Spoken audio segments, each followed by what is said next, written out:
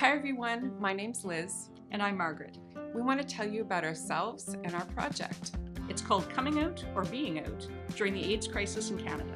This project involves collecting oral histories from queer folks who lived in Canada at some point during the AIDS crisis, from 1981 to 1997. The stories we collect are transcribed and stored at the Queer Archives in Toronto, and if relevant, at the Two-Spirit Archives, housed at the University of Winnipeg. We want to make these stories available to younger people and to future generations of queers and researchers, and to the public. The idea of the project came together after talking with students for whom the experience and meaningfulness of coming out may be changing.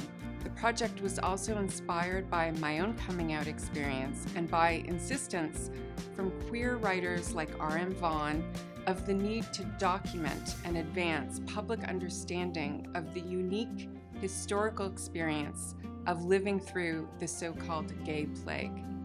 Our communities have a generation of exceptional people. They came out in the face of stigma and violence, and they built our communities. All of us who came after benefited from their work, and I think their story needs to be told.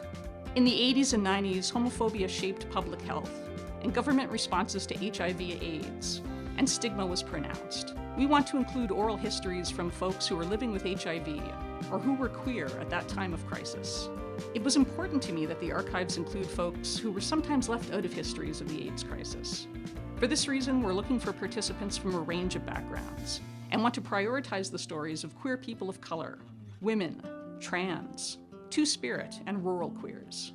If you came out between 1980 and 1997, we want to hear from you. Or maybe coming out wasn't significant for you. Maybe like many Two-Spirit people, you had a coming in. I'd like to hear your story too. When I came out in 1989, I was lucky to have the support of some friends and family, but homophobia was everywhere. The first time I was out in public with my girlfriend holding hands, we were asked to leave a restaurant in Montreal where we were having dinner with a small group of lesbians. We were told we were making the other diners uncomfortable.